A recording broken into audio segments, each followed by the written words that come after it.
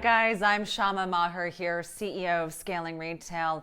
And I'm talking today about a topic that many of you guys have been reading about in the press and are probably wondering, how the hell does this topic relate to my business and what I'm doing? And that topic today is digital fashion, NFTs, and how we're looking at the blockchain in terms of revolutionizing the ways in which we're doing commerce in the fashion industry.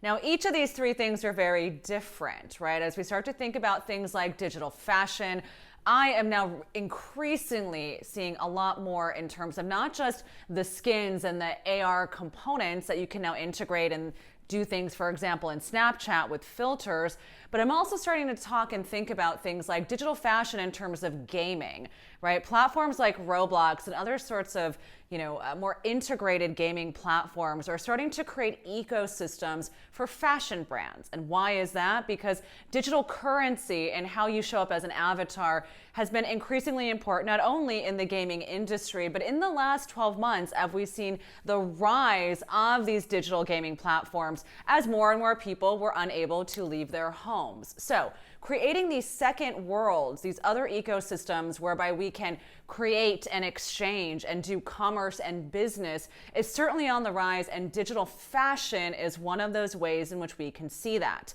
Now, the other components or ways of looking at digital fashion are certainly being able to have items and have product where you can actually put them on yourself in a digital component and show that on Instagram, show it on your social media platforms. And as those technologies are becoming more and more sophisticated, they're feeling and looking a lot less like photoshopping an outfit onto and a little bit more like seeing and feeling with your eyes what the fabric might feel like. How does the light touch and hit that garment depending on how you're moving in that image? And so digital fashion has a very interesting lifespan ahead of itself.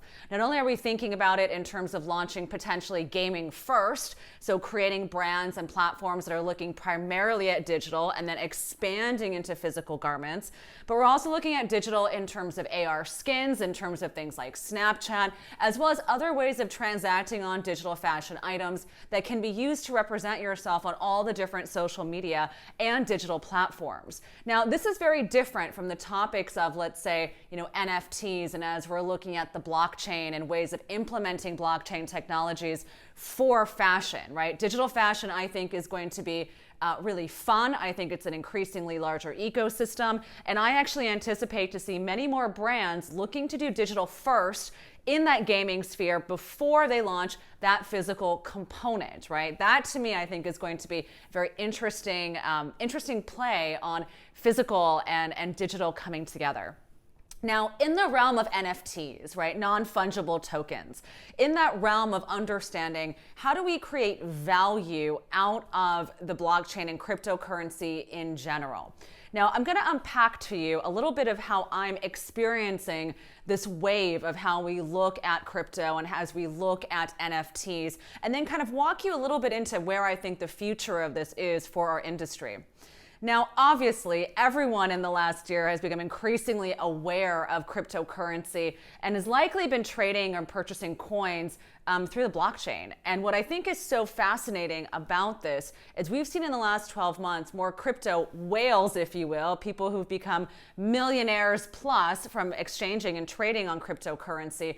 But with that, we're seeing the rise of a need of what to do with that currency.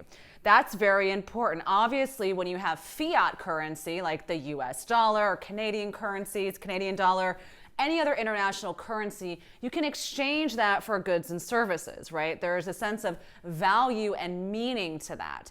In this crypto world that we're living in, as we're accumulating coins and quote unquote currency, cryptocurrency, the question then has to come up, where and how are we going to create meaning for that currency? What are the ecosystems where that currency can be exchanged for something that has value?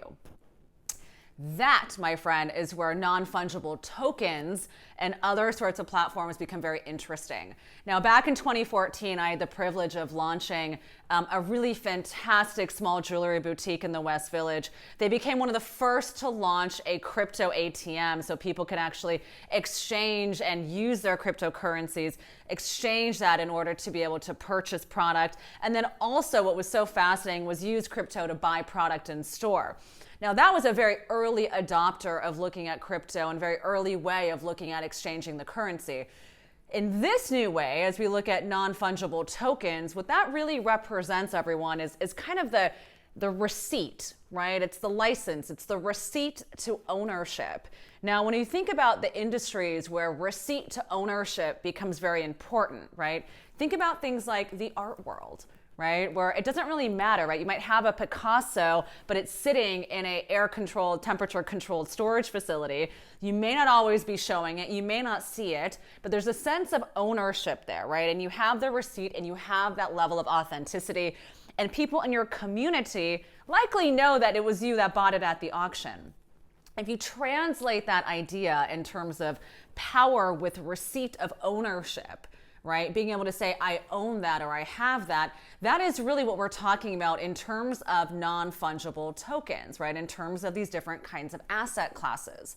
Now, in this realm of fashion, right? In this realm of what would be something of value, right? How do I actually ascertain value in fashion if it's not by actually wearing the garment?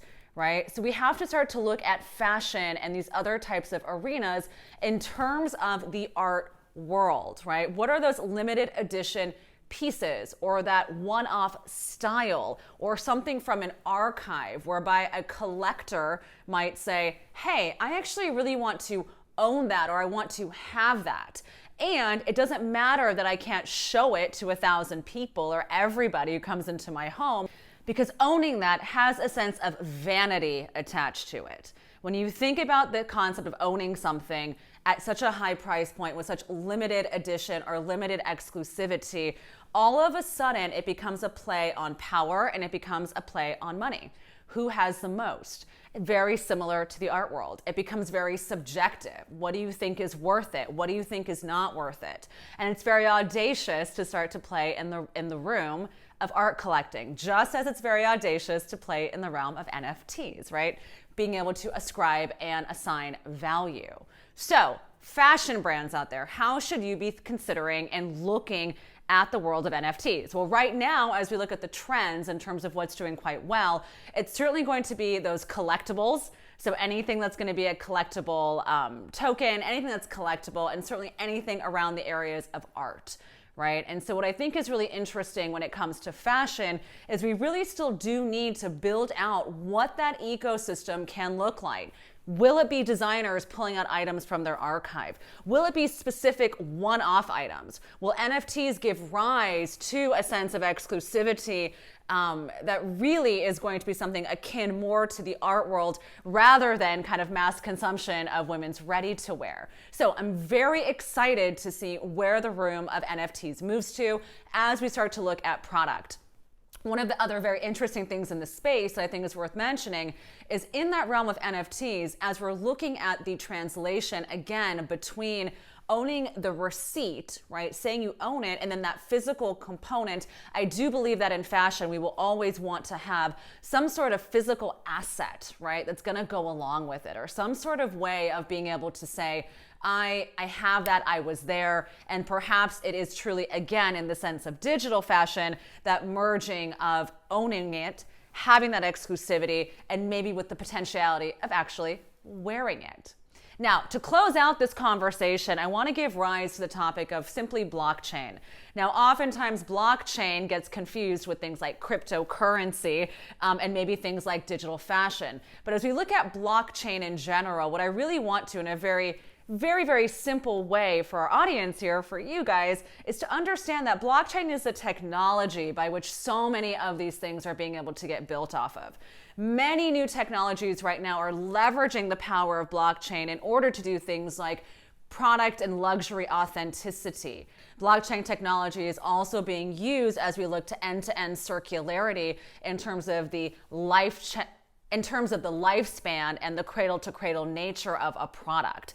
So as we're looking at blockchain as the technology, all of you techno-futurists out there who are interested in fashion, I would say let's start to find really creative ways to leverage this new way of doing business, this new way of creation to really empower and create a better future for our industry. You know, fashion has been one of those areas that's been largely overlooked when it comes to areas of innovation, typically because supply chain systems, the ways of doing business have been somewhat stagnant. In fact, guys, if you even think about the ways in which we look at things like, you know, pop-up shops, that's really quite similar to how business was being done like 400 years ago, right? In a market when people are setting up their shop and selling. We haven't really come very far from the very traditional ways of doing business. So when we see things like these technological innovations around creating new ecosystems, for me, it signifies new worlds in which we can create commerce and do business. We are no longer being able to walk away from this path of digital integration. Whether or not we're heading down the path of singularity is something that I can't quite confirm yet. But it's certainly true to me that today we are no longer living in a world where pop-up shops and in-person events are going to be the only way in which we're able to sell. And it's certainly not just going to be in terms of digital advertising. We need to be able to find ways of getting in front of consumers where they are finding connection and community. And that right now is being done online, through gaming, through the creation of these new currencies, and how we're going to start to spend them.